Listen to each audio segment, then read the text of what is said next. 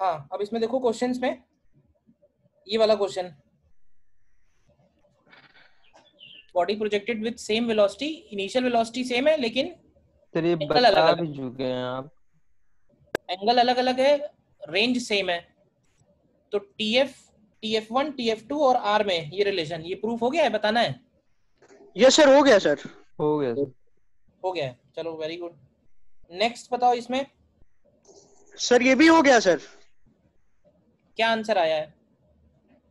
Sir none of these. तो yes sir, none of this. Answer गलत आया है। बता दीजिए सर ये। हाँ, ध्यान से देखो क्या कह रहा है, particle is thrown from ground to hit at a target, to hit a target at a distance 5√3। अब देखो ध्यान से क्या क्या है, यू की वैल्यू क्या 10 मीटर पर सेकेंड है, और रेंज की वैल्यू दी हुई है 5√3 मीटर्स, और हमसे पूछा हुआ है कि टाइम ऑफ फ्लाइट क्या हो सकता है। क्यों भाई, तो रेंज का हमारे पास फॉर्मूला है, रेंज का फॉर्मूला है u square sine 2 theta upon g is equal to दिया हुआ है 5√3, वैल्यू रखते हैं क्या आएगा, तो यू स्क्वायर का मतलब हो जाएगा 10 स्क्वायर साइन 2 थीटा, और जी को भी 10 ले लेते हैं, इक्वल टू 5√3। तो तुम देखो यहाँ से साइन 2 थीटा की वैल्यू क्या आती है, 2 थीटा की वैल्यू, यहाँ से साइन 2 थीटा की वैल्यू √3/2 आ रही है। यस तो सर। यहाँ से थीटा की वैल्यू क्या निकल के आएगी, 30 सर। सर 0.6। 30 भी हो सकती है और थीटा की वैल्यू 60 भी हो सकती है। क्यों सर? सोचो अच्छा ना ये सर ठीक है, बताया था आपने। हाँ भाई, देखो सेम रेंज दो अलग अलग एंगल पे पॉसिबल होती है ना, यस सर, थीटा 90 माइनस क्या theta. 90 minus theta and 90 minus theta. और तुम मैथमेटिकली भी चेक करोगे, अगर तो साइन 2 थीटा को अगर √3/2 लिख रहे हो तो 2 थीटा की वैल्यू 60 भी बनेगी और 120 भी बनेगी। तो थीटा की दो वैल्यूज आई हैं। अब theta yes sir, equal to 30 degree के लिए अगर तुम ये टाइम ऑफ आंसर फ्लाइट है। निकालोगे तो ये आएगा 2u sine theta upon g, तो ये आ जाएगा 1 सेकेंड। लेकिन अगर इसके करस्पॉन्डिंग निकालोगे T2 तो तो रूट थ्री रूट सेकेंड 3 आ आएगा। रहा सर। ठीक है sir. 2u sign 60 upon g, तो ये आंसर √3 सेकेंड आएगा। क्लियर है क्या खास बात है इसमें, जल्दबाजी में नहीं होना है बस। यस सर, जल्दबाजी में गलत हो गया। जब कोई आसान क्वेश्चन आए ना तो समझ जाओ कि कुछ ना कुछ तो है इसमें। गुगली है इसमें कुछ। Yes sir. तो डबल केयरफुल रहना है, ठीक है ना, अभी क्लियर है ना सब। Yes yes sir. सर। ठीक, नेक्स्ट देखो, आंसर आया है तो बताओ। पूछ क्या यस रहे सर, थे? सर आ गया। अरे तो बताओ। 1 आया है, 30 डिग्री टू हॉरिजॉन्टल आया है सर। सर √3 आया है सर, एंगल मतलब सर π/3 एंगल आया है, और सर वेलोसिटी आई 20√3। 20√3। बताओ बाकी लोग, भाई बताना है मुझे, यार सभी का यही यस सर, आंसर आ रहा है। बताना है। यस सर, बताना है, बता दी। ठीक है देखो, a student and his friend while experimenting for projectile with a stopwatch taken some approximate readings, ठीक है, as one throws a stone in air at some angle, other observes that after 2 seconds it is moving at an angle 30 degree to the horizontal, and after 1 second it is traveling horizontally. तो find the magnitude and direction of initial velocity। देखो अच्छा question है ये। अब देखो एक ने ये स्टोन थ्रो किया है, देखना ध्यान से, तो ये हो गया सपोज ग्राउंड टू ग्राउंड, ये हो गया इसका इनिशियल वेलोसिटी जो हमको मालूम नहीं है, क्यों भाई, और ये एंगल थीटा ये भी हमको नहीं मालूम है। हमको ये मालूम है कि t = 0 पे हमने इसको थ्रो किया है। अब क्वेश्चन नहीं कह रहा है कि 2 सेकंड के बाद यानी t = 2 सेकंड पे इस पार्टिकल का जो डायरेक्शन ऑफ मोशन है, इस पार्टिकल का डायरेक्शन ऑफ मोशन इधर से 30 डिग्री बना रहा है, और कह रहा है कि 1 और सेकंड के बाद ये हॉरिजॉन्टली मूव कर रहा है। तो 1 और सेकंड के बाद का मतलब होगा कि ये अपने टॉप मोस्ट पॉइंट पे पहुंच गया है t = 3 पे। देखो पहले तो जो क्वेश्चन में लिखा है वो क्लियर है ना। ठीक। अब yes, जरा ध्यान से देखना, अगर ये 0 से लेके 3 सेकंड में ऊपर पहुंचा है तो क्या ऐसे बोल सकते हैं कि जब ये ग्राउंड पे आएगा तो t इक्वल टू 6 हो रहा होगा? yes sir. तो एक तो रिजल्ट हमको ये मिल गया कि 2u sin theta upon g की वैल्यू 6 है। तो देखो यहाँ से हमें u sin थीटा मिल गया, u sin थीटा की वैल्यू 30। इसको हम ऐसे ही छोड़ देते हैं अभी फिलहाल, बोलो ठीक है। हाँ सर ठीक है। अब इसके बाद देखो ध्यान से, जो इसका वर्टिकल कंपोनेंट है वो हमें निकालना है कि वर्टिकल कंपोनेंट क्या है। तो ये बताओ कि जो स्टार्टिंग में वर्टिकल कंपोनेंट है क्या वही वर्टिकल कंपोनेंट फाइनल भी होगा, बस उसका डायरेक्शन नीचे की तरफ हो गया होगा। अब तुम इसका केवल वाई डायरेक्शन का मोशन ऑब्जर्व करो, वाई डायरेक्शन का, मैंने कहा ना वाई शेडो, तो वाई शेडो का मूवमेंट कैसा हुआ होगा? तो वाई शेडो का मूवमेंट हुआ होगा वर्टिकली अप गई फिर वर्टिकली डाउन गई, हुआ या नहीं हुआ? तो अगर ये 2 पे यहाँ पे है तो ऐसे बोल सकते हैं कि यहाँ पे ये पॉइंट हो रहा होगा t इक्वल टू 4। तो इसका हॉरिजॉन्टल कंपोनेंट तो अभी भी u cos थीटा ही होगा। वर्टिकल कंपोनेंट निकाल सकते हैं कितना होगा 1 सेकंड के बाद? कोई बॉडी अगर ड्रॉप हो रही है तो उसका वर्टिकल कंपोनेंट 1 सेकंड के बाद क्या होगा भाई? यहाँ पे तो वर्टिकल वेलोसिटी 0 है स्टार्टिंग वाली, तो अगर किसी बॉडी को हमने ड्रॉप किया है तो 1 सेकंड के बाद उसकी वेलोसिटी क्या होगी डाउनवर्ड डायरेक्शन में? जीटी लिख सकते हैं, जीटी। Yes sir. 1 सेकंड के बाद Yes. उसकी वेलोसिटी 10 मीटर पर सेकंड हो जाएगी। और अब क्वेश्चन में ये कह रहा है कि ये जो एंगल बन रहा है इसकी वेलोसिटी का, ये एंगल बन रहा है 30 डिग्री। तो देखो हमारे पास एक फॉर्मूला ये है, हम लोग यूज कर सकते हैं कि tan 30 degree is equal to क्या 10 अपॉन u cos थीटा लिख सकते हैं। तो यहाँ से तुम्हें u cos थीटा की वैल्यू मिल जाएगी 10√3। देखो तो u sin थीटा मिल गया, u cos थीटा मिल गया, डिवाइड कर देंगे तो tan थीटा की वैल्यू आ जाएगी √3, यानी थीटा हो गया π/3। और अगर दोनों को स्क्वायर करके ऐड कर दोगे तो u स्क्वायर की वैल्यू आ जाएगी 30 स्क्वायर प्लस 10√3 का स्क्वायर। तो यहाँ से u कितना आता है क्यों भाई?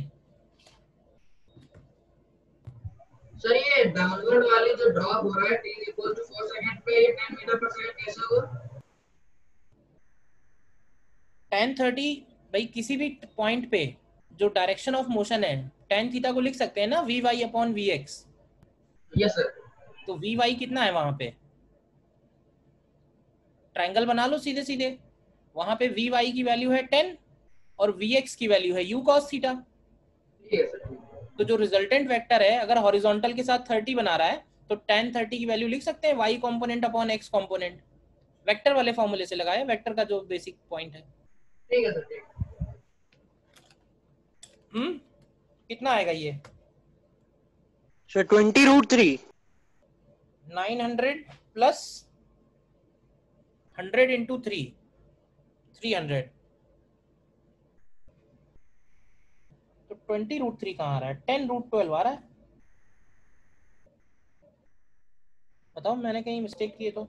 सर √12 में सर 4 × 3 लिख सकते हैं ना, तो 4 Yes बाहर sir, होके वो 2 आ हो जाएगा। जाएगा वही सर। हाँ सही, ये हो जाएगा करेक्ट 20√3। ठीक है, बताओ भाई सभी लोग आया समझ में?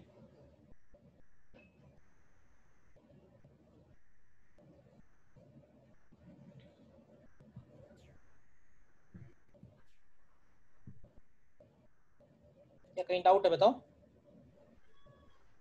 आ गया सर।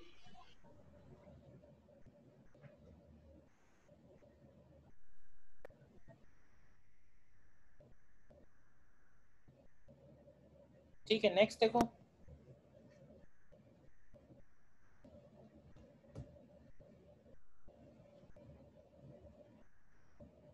अब इस क्वेश्चन में ये कह रहा है कि सपोज इस तरह से ये प्रोजेक्टाइल है और इस प्रोजेक्टाइल को हमने इस तरह से थ्रो किया है कि ट्रायंगल के, एक ट्रायंगल है और उस ट्रायंगल के बेस के एक वर्टेक्स से हमने इसको थ्रो किया है और ये दूसरे वर्टेक्स को टच करता हुआ उसके बेस के दूसरे तीसरे वर्टेक्स पे जाके हिट कर रहा है, ये इस तरह से है। मतलब ये ट्रायंगल हो गया triangle A B C.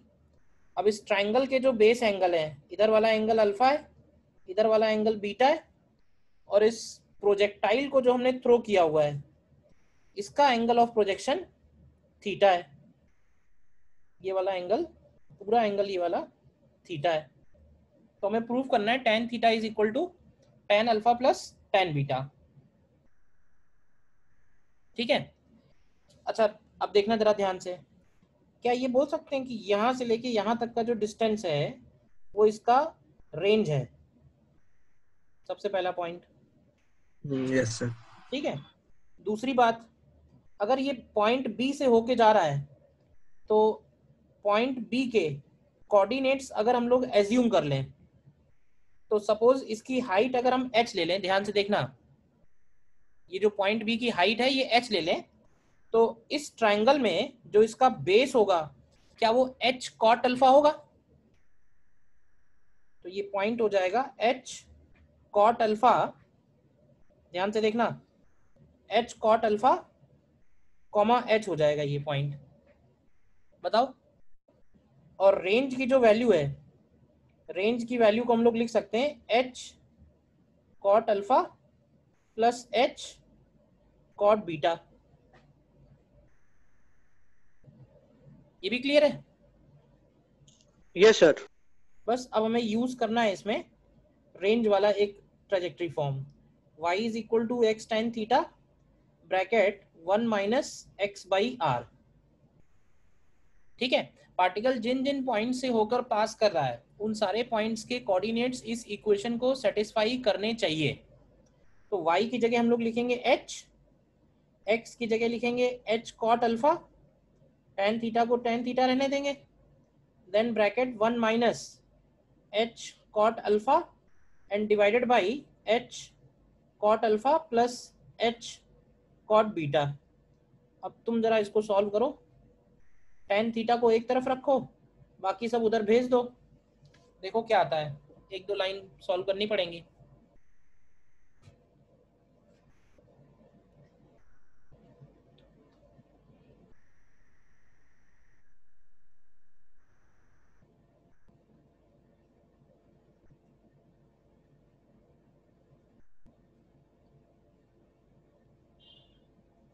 h तो वैसे ही कैंसिल हो रहा है, tan थीटा को एक तरफ रखो, बाकी सब उधर भेज दो दूसरी तरफ, और थोड़ा सॉल्व करो, देखो क्या आता है।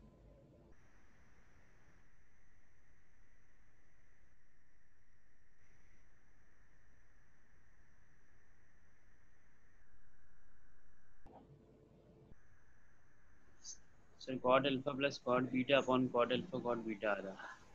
हाँ, तो उसमें कॉट अल्फा कॉट बीटा उससे डिवाइड कर दो दोनों तरफ, तो tan alpha plus tan beta बन जाएगा। Yes sir.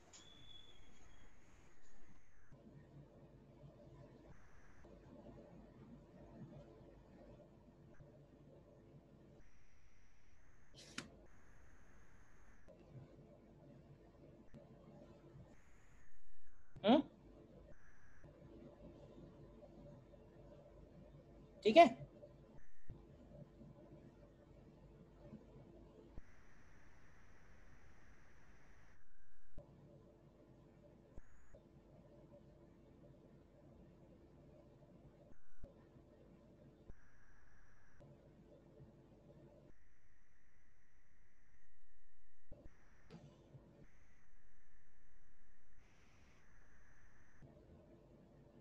आ रहा है सभी का? नहीं आ रहा है?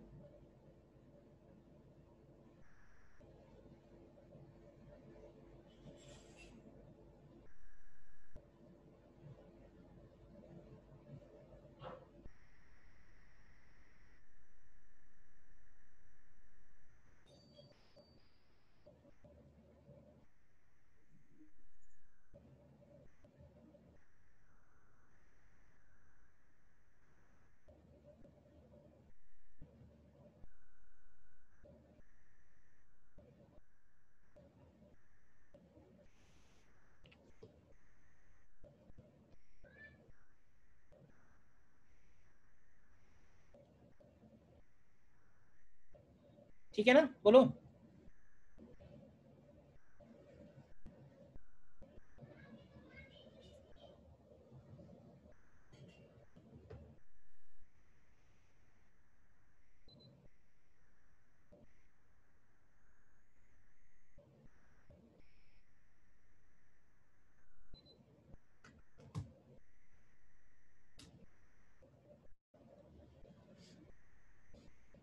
सर हाँ बोलिए।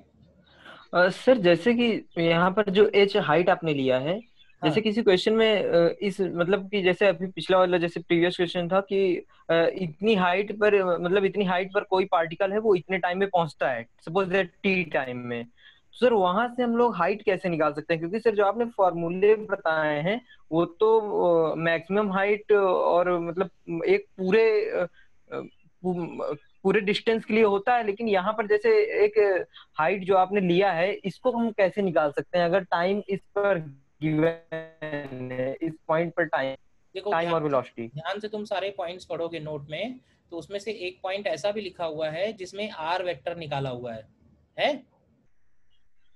यस सर, निकाला हुआ है। तो आर वेक्टर में एक्स भी आ रहा है और वाई भी आ रहा है, तो आर वेक्टर में जो वाई लिखा हुआ है ना, वो वाई टाइम के फंक्शन का ही लिखा हुआ है, तो उसको मैंने वाई बोला हुआ है, एच नहीं बोला और हुआ। एंगल एंगल दिया रहेगा, वहां से निकाल लेंगे, हाँ, ठीक है मतलब रिलेशन है। सर। ओके सर, हाँ ठीक है सर, थैंक यू। ठीक है, अगला वाला बताओ, सर हो गया सर, अगला वाला। आंसर बताइए। सर 17.33 मीटर्स पर सेकेंड। 17.33 मीटर पर सेकेंड। और बाकी लोग बताइए, यही आ रहा है सबका या सॉल्व करना है फिर से?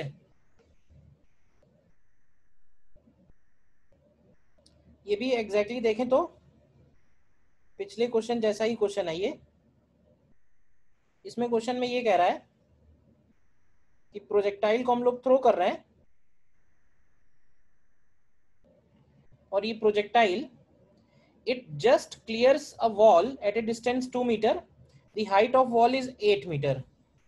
समझना ध्यान से, तो 8 मीटर हाइट का ये एक वॉल है, और इस 8 मीटर हाइट के वॉल को ये जस्ट क्लियर कर रहा है, मतलब जस्ट उसको टच करते हुए जा रहा है, और कह रहा है and particle lands on the other side of the wall at a distance 10 metre from it, मतलब वॉल से 10 मीटर पे दूसरे एंड पे जाके टकरा रहा है। तो हमें इसका वेलोसिटी ऑफ प्रोजेक्शन निकालना है। क्यों भाई? तो ना तो हमें इसका वेलोसिटी ऑफ प्रोजेक्शन मालूम है और ना ही इसका एंगल ऑफ प्रोजेक्शन मालूम है। अब लेकिन एक बात ध्यान से देखो, तो क्या हमें रेंज मालूम है ना? तो रेंज की वैल्यू है यहाँ पे 12 मीटर, ध्यान से देखो। और अगर यस हम सर। इस P पॉइंट के कोऑर्डिनेट निकालें, ये जो P पॉइंट से पास हो रहा है, देखो अगर प्रोजेक्टाइल कहीं से पास हो रहा है ना, तो इसका मतलब उस क्वेश्चन में डेफिनेटली इक्वेशन ऑफ ट्रैजेक्टरी का किसी ना किसी तरह से इन्वॉल्वमेंट है। तो जैसे P पॉइंट से पास हो रहा है, तो P पॉइंट के कोऑर्डिनेट अगर तुम लिखोगे तो क्या 2,8 लिखोगे? Yes sir. तो उसमें रेंज वाली फॉर्म यूज कर लेते हैं फिर से, y is equal to x tan theta bracket 1 minus x by r, क्योंकि r पता है, तो y की जगह देखो 8 लिख दो, x की जगह 2, टेन थीटा नहीं मालूम रहने दो, and 1 minus x by r. तो पहले यहाँ से टेन थीटा निकालो, कितना आएगा देखो, हो जाएगा सर, अब आगे टेन थीटा आ जाएगा। तो इसके बाद रेंज वाला फॉर्मूला है हमारे पास, u square sine 2 theta upon g. तो इसका मतलब हम लोग लिख सकते हैं 2u square sine theta cos theta upon g is equal to 12 metre लिख देंगे। तो यहाँ तुम साइन थीटा और कॉस थीटा की वैल्यू सब्स्टिट्यूट करोगे, तो हमें u निकालना है। थीटा निकल आएगा तो u भी निकल आएगा। बताइए सभी लोग, क्लियर है question? Yes sir. Yes sir.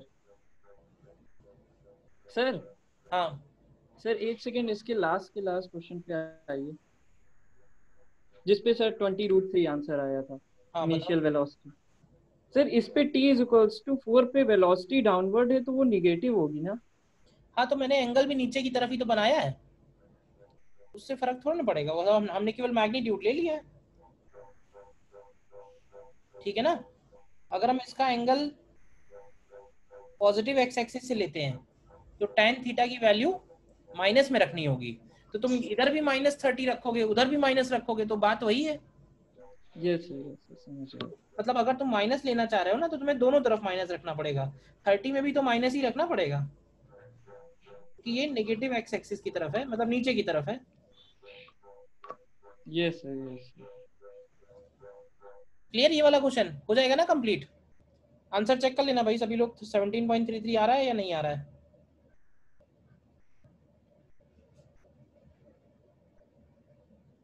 ठीक है, नेक्स्ट देखो ये क्वेश्चन,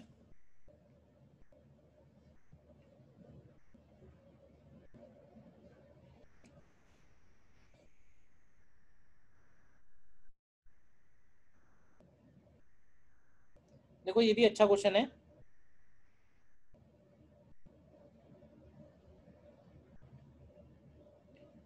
अब इसमें ये प्रोजेक्टाइल दिया हुआ है, ठीक है, इसका इनिशियल वेलोसिटी ऑफ प्रोजेक्शन हमको मालूम नहीं है तो वो u ले लेते हैं, एंगल ऑफ प्रोजेक्शन में नहीं मालूम तो उसको थीटा ले लेते हैं। अच्छा नहीं, u दिया हुआ है, u की वैल्यू दी हुई है 20 मीटर पर सेकेंड, ठीक है।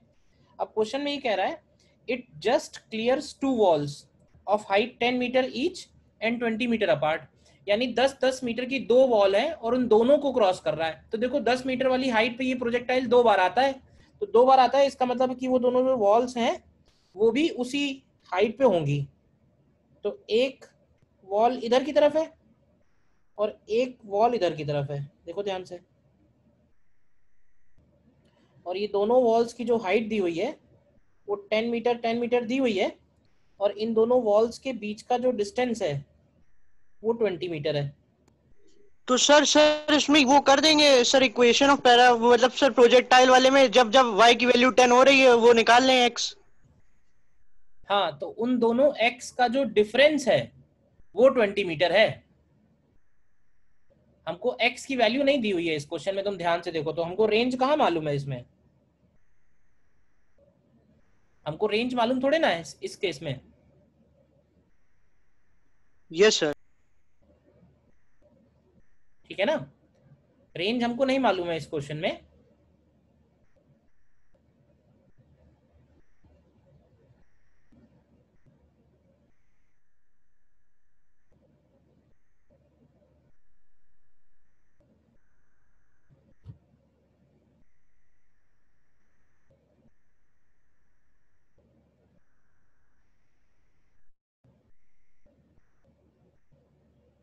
करो, क्या करोगे बताओ,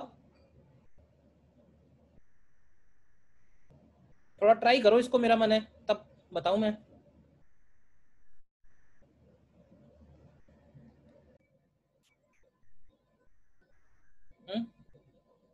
देखो या तो मान लो इसका हम रेंज अगर लिखें तो इसका रेंज की वैल्यू बनेगी u² sign 2 theta upon g। तो ये रेंज इसकी बनेगी यहाँ पे ध्यान से देखो तो 40 साइन 2 थीटा, ठीक है। और ये वाला डिस्टेंस अगर तुम देखो तो इस डिस्टेंस को क्या हम लोग r-20/2 लिख सकते हैं, और ये वाला डिस्टेंस भी उतना ही होगा r-20/2, क्योंकि पूरा r है, यस सर। ठीक है। तो अगर हम ये वाला पॉइंट निकालें x, y पॉइंट P,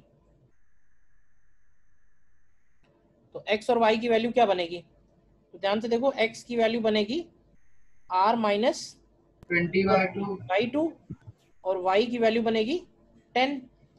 तो हम फिर से इसमें यही वाला फॉर्मूला यूज कर लेते हैं, y is equal to x tan theta bracket 1 - x upon r। देखो क्या आता है, तो y की जगह आएगा 10, x की जगह r-20/2, tan थीटा को tan थीटा रहने दो, एंड 1 - x/r यानी r-20/2r। तो और एक स्टेप सॉल्व करते हैं तो ये आएगा 10 is equal to r-20 by 2 into tan theta and bracket क्या बचेगा तो भाई 2r माइनस आर प्लस 20, तो ये क्या r प्लस 20 अपॉन 2r हो जाएगा। तो इसको देखो हम ऐसे लिख सकते हैं क्या कि 10 into 4r is equal to r square minus 20 square into tan theta. अब r जो ऊपर हम लोगों ने लिखा हुआ है वो वैल्यू डाल दो यहाँ पे, तो ये आएगा 40 इंटू आर। तो r का मतलब है 40 साइन 2 थीटा। साइन 2 थीटा को भी चाहो तो 2 साइन थीटा कॉस थीटा लिख देते हैं, इक्वल टू आर स्क्वायर। तो आर स्क्वायर का मतलब हो जाएगा 1600 into 4 sign square theta cos square theta and minus 400 और इंटू टेन थीटा। तो देखो ये थीटा में एक इक्वेशन बनी है। इक्वेशन थोड़ी कॉम्प्लिकेटेड जरूर है बट सॉल्व हो जाएगी। सॉल्व ऐसे हो जाएगी कि ये टेन थीटा को अगर इस साइन थीटा से कैंसिल करेंगे तो कॉस स्क्वायर थीटा हो जाएगा, और ये जो साइन स्क्वायर थीटा है इसको भी तुम 1 माइनस कॉस स्क्वायर थीटा लिख देना, और कॉस स्क्वायर थीटा को x एज्यूम कर लेना। x मतलब कॉस स्क्वायर थीटा को t एज्यूम कर लेना। तो t में देखो एक क्वाड्रेटिक इक्वेशन बनेगी और t की वैल्यू निकल आएगी। ठीक है सर, आगे मैथ है। ये डबल जीरो इधर से, डबल जीरो इधर से, और ये डबल जीरो इधर से, फिर एक 4 ये, एक 4 ये और एक 4 ये, मतलब कुछ चीजें कैंसिल हो जाएंगी। कॉस स्क्वायर थीटा को लिख देना t, तो t में क्वाड्रेटिक इक्वेशन बनेगी। तो सॉल्व करोगे तो कॉस थीटा की वैल्यू 1/2 आ जाएगी, यानी थीटा की वैल्यू 60 डिग्री आ जाएगी। ठीक है, थीटा 60 हो गया। तो एक तो हमें निकालना था एंगल ऑफ प्रोजेक्शन, वो निकल आया। और पूछा है कि वॉल्स को क्रॉस करने में कितना टाइम लगा, यानी कि P से लेके Q तक उसको कितना टाइम लगा। तो for motion from P to Q, तो ये बताओ कि P टू Q जाने में उसने x डायरेक्शन में कितना डिस्टेंस कवर किया है। P से Q जाने में x डायरेक्शन में कितना डिस्टेंस कवर किया उसने? 20 मीटर। 20 मीटर। और x डायरेक्शन की वेलोसिटी कितनी रही? तो x डायरेक्शन की वेलोसिटी रही होगी 20 cos 60, यानी कि 10 मीटर पर सेकेंड। तो टाइम कितना लगा होगा? तो टाइम को लिख सकते हैं x डायरेक्शन का डिस्प्लेसमेंट अपॉन x डायरेक्शन की वेलोसिटी, क्योंकि x डायरेक्शन की वेलोसिटी कांस्टेंट रहती है ना। तो दूसरा आंसर इसका आ जाएगा t इक्वल टू 2 सेकेंड्स। देखो ध्यान से, अच्छा क्वेश्चन है ये।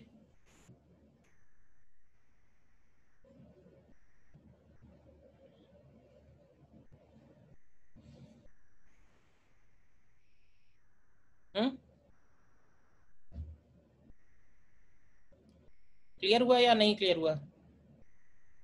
यस सर, हो गया सर।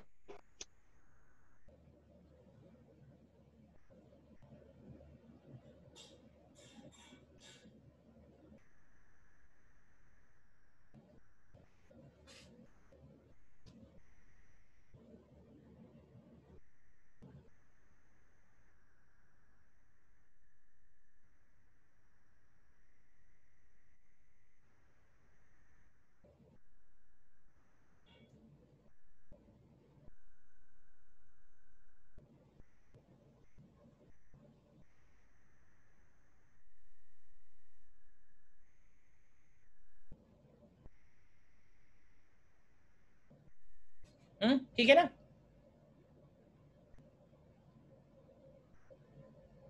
नेक्स्ट पढ़े फिर आगे। Yes sir. ठीक है, नेक्स्ट ये देखो।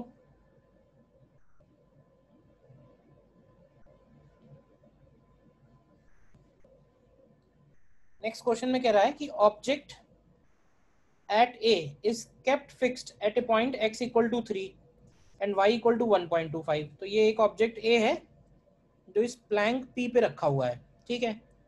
और कह रहा है Planck P starts moving along positive x direction with an acceleration 1.5 meter per second square। मतलब ये प्लैंक आगे की तरफ जाना शुरू कर रहा है, केवल एक्स डायरेक्शन में जा रहा है।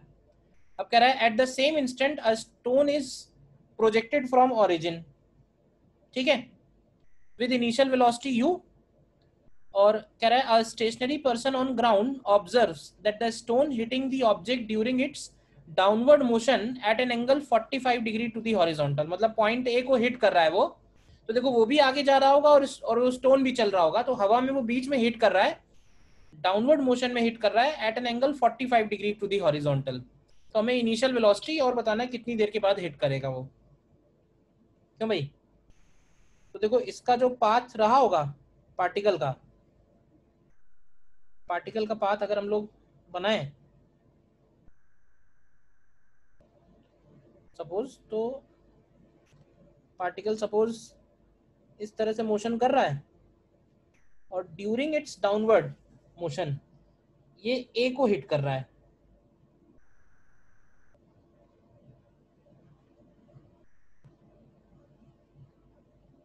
तो ये इसका प्लैंक हो गया जो आगे की तरफ जा रहा था, और यहाँ पे वो ए रखा हुआ है, ये वाला ए।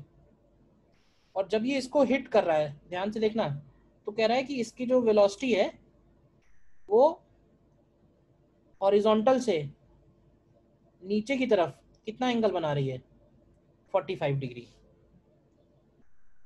देखो ध्यान से, तो हमें इसका वेलोसिटी इनिशियल वाला पता करना है, ठीक है। अब सपोज करते हैं कि इसको हमने जब थ्रो किया स्टार्टिंग में, तो इसका इनिशियल वेलोसिटी का मैग्नीट्यूड यू ले लेते हैं और एंगल थीटा ले लेते हैं, और थ्रो किया इसको t इक्वल टू 0 पे, और ये प्लैंक भी t इक्वल टू 0 पे यही था, और जब ये इसको हिट कर रहा है तब मान लेते हैं टाइम हो रहा है t equal to t।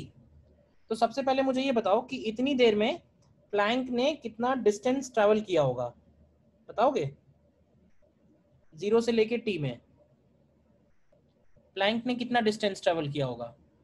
Constant acceleration से चलना शुरू करा है उसने, इनिशियल वेलोसिटी उसकी 0 थी, तो ये वाला जो डिस्टेंस रहा होगा, प्लैंक ने जो डिस्टेंस कवर किया है, इसको हम लोग हाफ AT स्क्वायर से लिख सकते हैं। तो हो जाएगा हाफ AT स्क्वायर, बताओ। Yes sir. तो इसका मतलब ये हुआ कि ये वाला जो कोऑर्डिनेट है ये हो गया होगा 3 + 1/2 इंटू 1.5 t स्क्वायर। दूसरी बात बताना ध्यान से, इसका horizontal component u cos theta है, तो क्या ये u cos थीटा यहाँ भी रहा होगा हिट करने के ठीक पहले? Yes sir. एंगल 45 है, तो एंगल 45 का मतलब ये हुआ कि इस पर्टिकुलर पॉइंट पे वर्टिकल कंपोनेंट भी u cos थीटा है, क्योंकि वर्टिकल और हॉरिजॉन्टल कंपोनेंट बराबर होंगे तभी एंगल 45 बनेगा। Yes sir. ठीक, अब जरा ध्यान से देखना, अब हम लोग स्टोन के लिए सॉल्व करने वाले हैं for stone along x axis. तो ये बताओ एक्स एक्सिस में उसने कितना डिस्टेंस कवर किया है? उसने डिस्टेंस कवर किया है 3 + हाफ 1.5 इंटू टी स्क्वायर, और कितनी वेलोसिटी से कवर किया है? u cos थीटा से। कितने टाइम में? t टाइम में। तो ये हो गई इक्वेशन 1। बोलो फिर स्टोन के लिए along y axis, along y axis ये बताओगे कि उसकी फाइनल वेलोसिटी क्या है जब a पे हिट कर रहा है, और along y axis initial velocity क्या थी जब यहां से हमने उसको थ्रो किया था? तो ध्यान से देखो, इनिशियल वेलोसिटी थी +u sin थीटा, और जब हिट कर रहा है तब वेलोसिटी है -u cos थीटा। तो हम इसमें यूज कर रहे हैं ये वाला इक्वेशन v = u + at। तो v की जगह आएगा -u cos थीटा, uy की जगह आएगा +u sin थीटा, ay की जगह -g और इंटू t। तो ये इक्वेशन 2 हो गया। और एक इक्वेशन हम और यूज करेंगे, y = uy into t + half ay into t square. तो y की जगह आएगा 1.25 u sin theta into t and -half g t square. तो ये 3 इक्वेशन है ध्यान से देखो तो, ठीक है। और 3 अननोन है, u, थीटा और t। Sir path of projectile वाली इक्वेशन नहीं लगा सकते थे सर थर्ड इक्वेशन की जगह? एक्चुअली टाइम को इन्वॉल्व करना ही पड़ेगा, मतलब तुम कुछ भी करके देख लो, इक्वेशन तो जो भी तुम्हारे पास है सही से लगा ही सकते हैं, बट पर्पस हमारा क्या है, पर्पस नहीं पूरा हो पाएगा ना, तो हमें टाइम को तो इन्वॉल्व करना ही पड़ेगा। तुम सॉल्व करके देख लो, कुछ और शॉर्टकट तरीका है तो मुझे भी पता चलेगा। Yes sir. भाई पाथ की इक्वेशन लगाना तब बेनिफिट में ज्यादा होता है जब हमें वो पॉइंट पता हो। यहाँ पे उस पॉइंट का हमें y कोऑर्डिनेट तो पता है लेकिन x तो नहीं पता है ना, तो x एज्यूम करना पड़ेगा। अब तुम चाहे x एज्यूम करो या टाइम एज्यूम करो, मतलब कुछ तुम्हें एज्यूम एक वेरिएबल जरूर लाना पड़ेगा। और u और थीटा सर जैसे सर आपने y 1.25 लिया है तो इसमें सर x उस समय 3 नहीं है? x स्टार्टिंग में है ना, तो स्टार्टिंग में थोड़े ना उसको हिट कर रहा है, स्टार्टिंग में हिट नहीं कर रहा है वो, उसको जब हिट कर रहा है तो प्रोजेक्टाइल डाउनवर्ड मोशन में हिट कर रहा है, जाते समय हिट नहीं कर रहा है वो उसको। और ये भी तो चलना शुरू हो गया है, तो वो चलना शुरू हो गया तो वो भी आगे जा रहा है, दोनों ही चल रहे हैं। तो वो कहाँ पहुंचेगा जाके, वो पॉइंट भी तो कहाँ पता है हमको।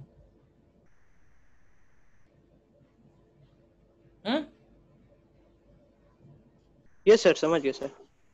थोड़ा कैलकुलेशन है इसमें। अब ये क्वेश्चन काफी पुराना है, 2000 का है मतलब, तो पहले आईआईटी में क्वेश्चन 6 क्वेश्चन आते थे, 6 क्वेश्चन आते थे, 2 घंटे 3 घंटे का टाइम होता था, तो उसी टाइप का क्वेश्चन भी है। बहुत बड़ा है ना सर, लैंग्वेज बहुत बड़ी है इसकी। मैं कह तो रहा हूँ 2 घंटे का टाइम होता था, 6 क्वेश्चन आते थे, तो उसी हिसाब का क्वेश्चन भी है वो। फर्स्ट क्वेश्चन हाँ सब अच्छे क्वेश्चन आते थे पूरे पेपर में। हाँ 6 ही क्वेश्चन आते थे। आपके टाइम में sir? Sir 2 physics 2 chemistry 2 math ऐसा? 2003-4 से चेंज हो गया था, 2000 तो मेरे सर आपने कब दिया था आईआईटी? मैंने दिया था 3 में दिया था, 3 से ही चेंज हो गया एक्चुअली। और आपका कहाँ हुआ था? मैंने आईआईटी रुड़की से किया हुआ है। सर रुड़की?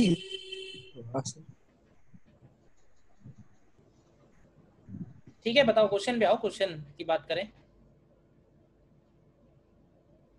आगे करो। सर एक ट्राई करेंगे सर। हाँ आगे कंप्लीट सर करना पड़ेगा। प्रॉब्लम ये हो रही है सर, जैसे अलोंग एक्सिस आपने लिया हाँ तो आपने सेकंड इक्वेशन लगाई यहाँ पर। नहीं तो अलोंग एक्स एक्सिस में तो हमने सीधे सीधे वो लगाई है, displacement is equal to velocity into time, क्योंकि एक्स एक्सिस की तो वेलोसिटी कांस्टेंट है ना प्रोजेक्टाइल की।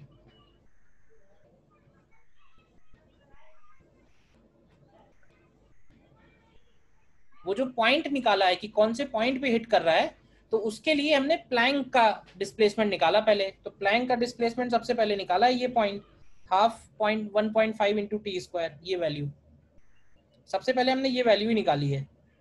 यस सर, ये होगा ना प्लैंक का डिस्प्लेसमेंट। हाँ प्लैंक का डिस्प्लेसमेंट निकाला है सेकंड इक्वेशन से। अब जब हमें ये पॉइंट पता चल गया कि ये पॉइंट कितना होगा, तो ये पॉइंट होगा 3 plus half 1.5 oh yes sir. और ये हो गया एक तरह से x डायरेक्शन का डिस्प्लेसमेंट, और ये हो गया ux इनटू टाइम। समझ गया?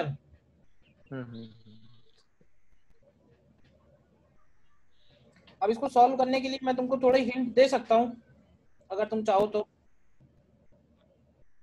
इसमें करना क्या इसको है, अभी रहने दीजिए सर, हम लोग आज करते हैं, उसके बाद नहीं आएगा तो फिर पूछ लेंगे, एक बार खुद से करते हैं ना। ये जो u cos थीटा है, ये u cos थीटा की वैल्यू टाइम के टर्म्स में यहाँ रखोगे, और यहाँ से u sin थीटा की वैल्यू अगेन टाइम के टर्म्स में यहाँ रखोगे, तो तुम्हें सबसे पहले टाइम में एक इक्वेशन बना लेनी है। भाई 3 वेरिएबल हैं तो किसी एक में कन्वर्ट करेंगे पहले। Yes sir. तो u cos थीटा और u sin थीटा दोनों को टाइम में उठा के इसमें रख देना, तो टाइम में देखना क्यूबिक इक्वेशन बनेगी, उसमें से कुछ जीरो हो जाएगा, मतलब देखना आप सॉल्व करना है आगे। ठीक है सर अब भी ऐसा क्वेश्चन आ सकता है सर? देखो अब वैसे तो ऑब्जेक्टिव पैटर्न का हो गया है, तो अभी क्या था ना, देखो पहले नंबर ऑफ कैंडिडेट्स कम होते थे तो सब्जेक्टिव पेपर होता था। सब्जेक्टिव पेपर चेक करना के लिए मतलब मैनुअली चेक होगा ना, मतलब टीचर्स खुद ही चेक करेंगे तभी होगा। अब इतने सारे कैंडिडेट्स हैं, अब सब्जेक्टिव पेपर बनाएंगे तो चेक कैसे कर पाएंगे, वो रिजल्ट कैसे निकालेंगे फिर तो इसलिए खत्म हो गया है। सर 2 साल में रिजल्ट आएगा। चलो ठीक है,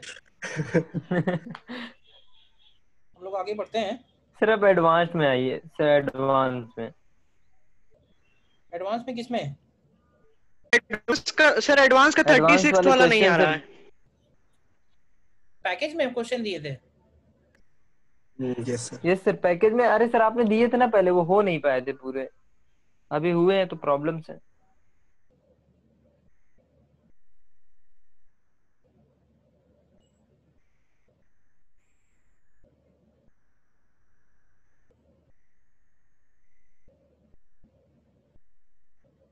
एडवांस में सर 36 वाला। 36, हाँ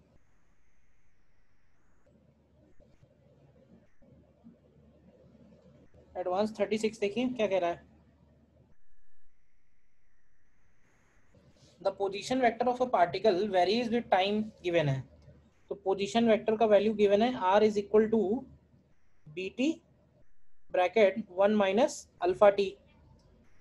अब इसमें कह रहा है कि time interval taken by the particle to return to its initial position, मतलब पार्टिकल इनिशियल पोजीशन पे कब आया। तो देखो t इक्वल टू 0 उसका इनिशियल पोजीशन होगा ना, तो t इक्वल टू 0 पे r की वैल्यू कितनी है ये बताओ मुझे। t इक्वल टू 0 पे r की वैल्यू क्या है? सर 0 आएगी।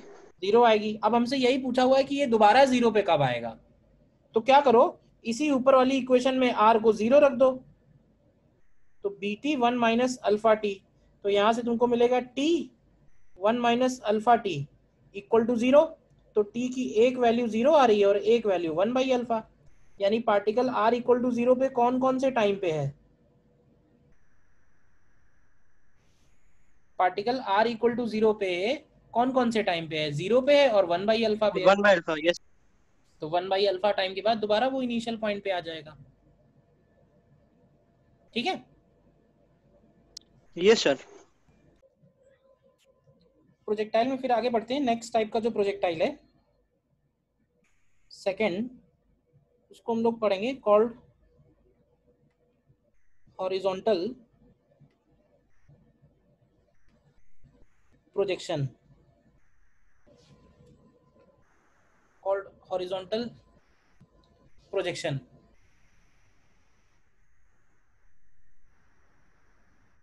हॉरिजॉन्टल प्रोजेक्शन में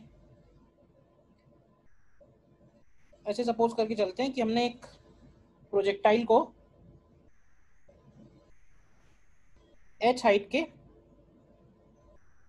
बिल्डिंग के टॉप मोस्ट पॉइंट से थ्रो करना है, लेकिन इसको जो हमें थ्रो करना है वो हॉरिजॉन्टल डायरेक्शन में थ्रो करना है। ठीक है, हॉरिजॉन्टली थ्रो कर रहे हैं। तो अगर हॉरिजॉन्टली थ्रो कर रहे हैं तो इसका मतलब ये हुआ कि अगर हम इधर की तरफ x एक्सिस ले लें और इधर की तरफ हम लोग y एक्सिस ले लें, तो उसका इनिशियल वेलोसिटी x डायरेक्शन में है, y डायरेक्शन में उसका वेलोसिटी 0 है, और एक्सीलरेशन है मालूम है कि एक्सीलरेशन x डायरेक्शन में 0 होगा और एक्सीलरेशन y डायरेक्शन में g के इक्वल होगा। बोलिए। Yes sir. ठीक है, तो इसके बाद अगर हम लोग देखें तो इसका मोशन कैसा आएगा?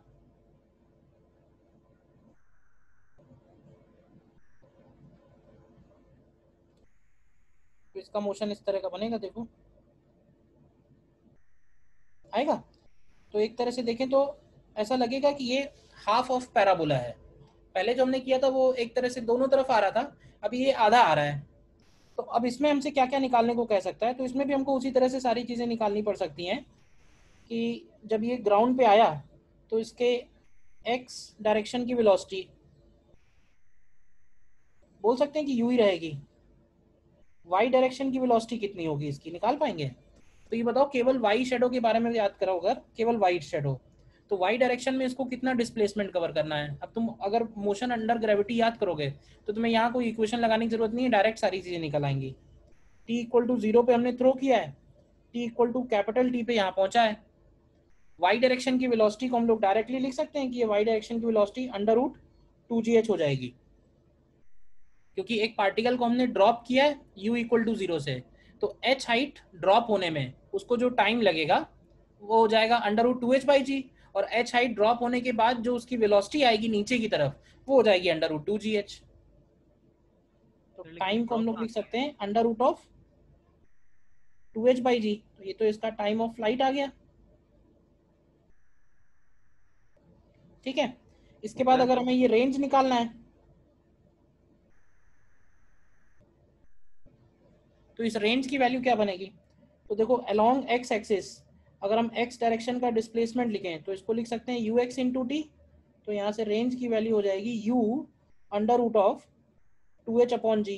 तो ये इसका रेंज हो गया। ये तो हो गया पूरे मोशन के लिए। फिर अगर हमसे कभी बीच की बात करेगा कि बीच में किसी टाइम टी पे, तो किसी भी टाइम टी पे इसका हॉरिजॉन्टल कंपोनेंट तो यू ही रहेगा, वर्टिकल कंपोनेंट बताना अगर कोई कंफ्यूजन है तो जीटी के इक्वल होगा, क्यों भाई? और अगर हम इसका एक्स डायरेक्शन का डिस्प्लेसमेंट लिखें तो एक्स डायरेक्शन का डिस्प्लेसमेंट की वैल्यू हो जाएगी यू इंटू टी, और वाई डायरेक्शन के डिस्प्लेसमेंट की वैल्यू अगर लिखें तो वाई डायरेक्शन का डिस्प्लेसमेंट हो जाएगा हाफ जी टी स्क्वायर। तो एट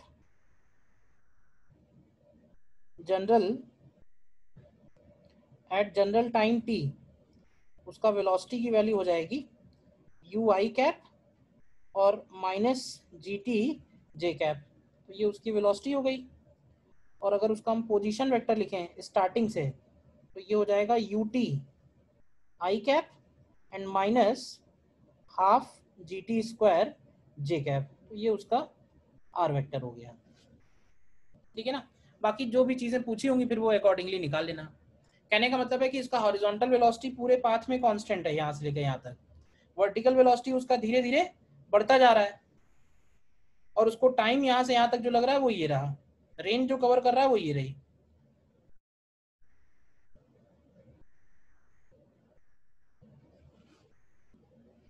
इसको हम लोग बोल रहे हैं हॉरिजॉन्टल प्रोजेक्शन।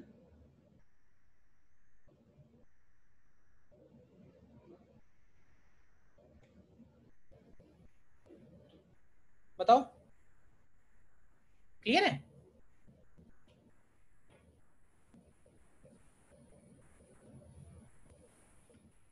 फाइनली जब ग्राउंड पे टकरा रहा है तो उसकी वेलोसिटी कितनी है? तो फाइनली उसकी वेलोसिटी में दो कंपोनेंट है, एक u है और एक अंडर रूट 2gh है।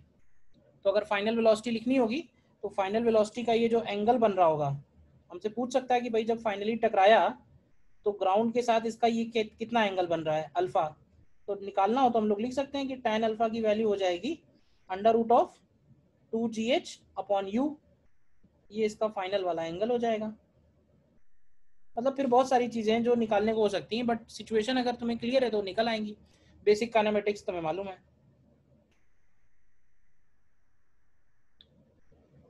देखो ध्यान से बताओ, कोई डाउट है तो। ठीक है, एक इसमें और देख लेते हैं पॉइंट नंबर 3 में, and that is oblique projection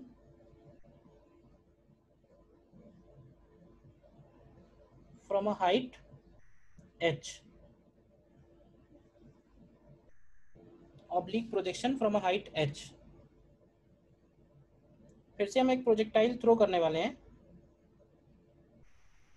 from the top of a building, लेकिन इस बार इस पार्टिकल को जो हम वेलोसिटी देने वाले हैं वो वेलोसिटी को हम हॉरिजॉन्टल से थीटा एंगल पे थ्रो कर रहे हैं। तो बताओ कि इसका पाथ कैसा होगा। इसके पहले हमने हॉरिजॉन्टली थ्रो किया था, अभी हम एंगल पे थ्रो कर रहे हैं। तो अगर एंगल पे थ्रो करोगे तो ये पहले थोड़ा ऊपर जाएगा और फिर ये नीचे आएगा, बनेगा इस तरह से।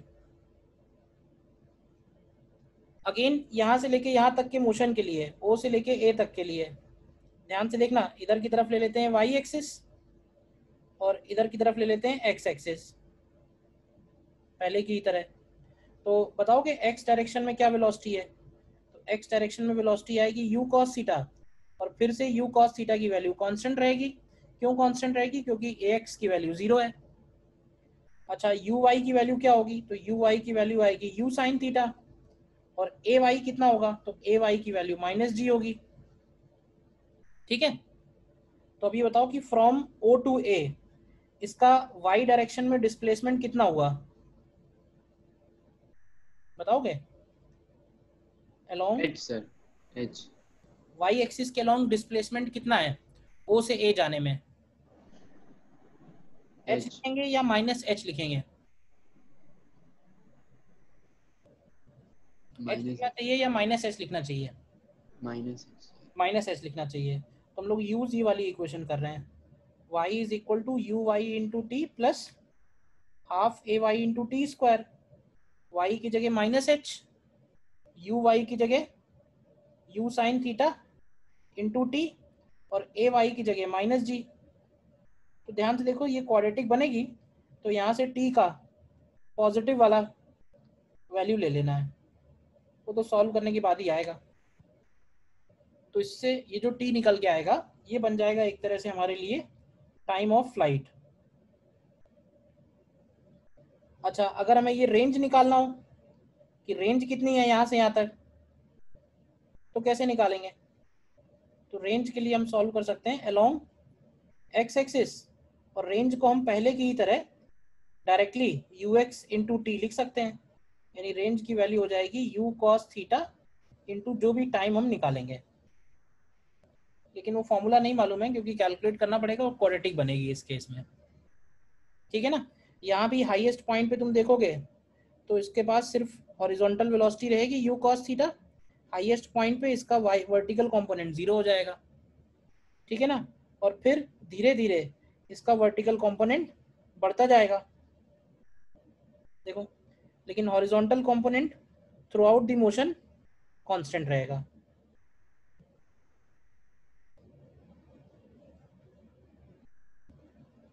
बताओ। सर हमको ये नहीं समझा, इसमें जो आपने अलोंग वाई एक्सिस लिखा तो इसमें आपने क्या पॉजिटिव डायरेक्शन किधर कंसीडर किया है, मतलब ऊपर की ओर कि नीचे की ओर? तुम्हारी सुई वहीं अटकी हुई है बार बार,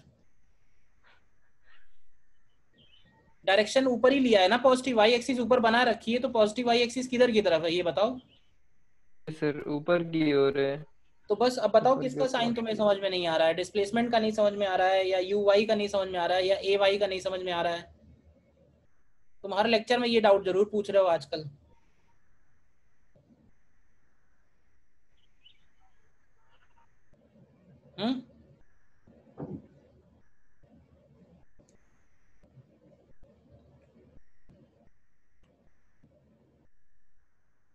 बोलो, कोई डाउट नहीं? एट जनरल टाइम अगर देखें तो जनरल टाइम पे इसका x कंपोनेंट ऑफ वेलोसिटी तो कांस्टेंट ही रहेगा। y कंपोनेंट ऑफ वेलोसिटी अगर हम लोग निकालेंगे तो v equal to u plus a t लगा सकते हैं। v equal to u plus a t, तो u की जगह आएगा u साइन थीटा और ए टी की जगह आएगा माइनस जी टी, तो इससे इसका वेलोसिटी निकल आएगा। अच्छा x की वैल्यू निकालनी होगी तो x की वैल्यू तो सीधे सीधे हो जाएगी u cos theta into t, और y की वैल्यू निकालनी है तो y की वैल्यू हो जाएगी u sine theta into T minus half G T square. तो ये दो इक्वेशन और हैं, अगर कोई और कॉम्प्लिकेटेड क्वेश्चन है तो उसमें इनकी जरूरत पड़ सकती है, नहीं तो ज़्यादातर तो ये है कि टोटल टाइम कितना लगा वो क्लियर होना चाहिए और उसका रेंज क्या है। फाइनली जब ये ग्राउंड पे आएगा तो इसका horizontal velocity u cos theta होगा, और वर्टिकल वेलोसिटी कितना होगा इसका निकाल सकते हैं। फाइनली जब ग्राउंड पे आ रहा है तो उसको निकाल सकते हैं, v y square is equal to u y square plus 2ay into y से, तो वी वाई स्क्वायर की वैल्यू हो जाएगी u square sine square theta.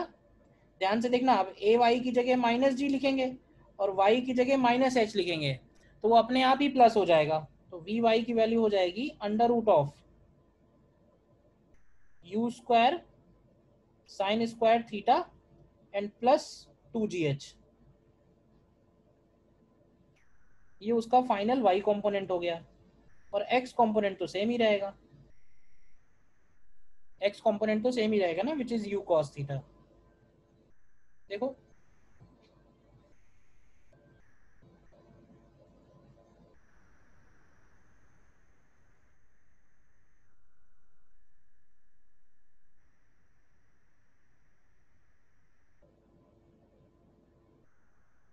Clear है?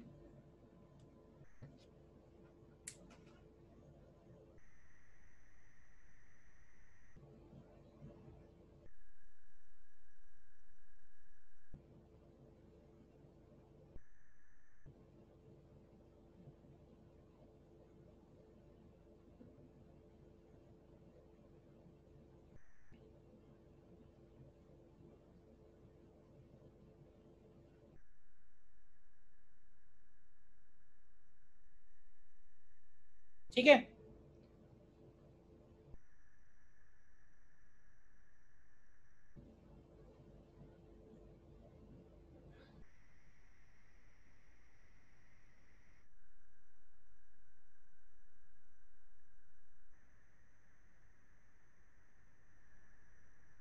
थ्योरी में इसमें इतना ही रखते हैं अभी। क्वेश्चन इसमें फिर मैं कुछ और भेज दूंगा तो फिर और डिस्कस करेंगे नेक्स्ट लेक्चर में।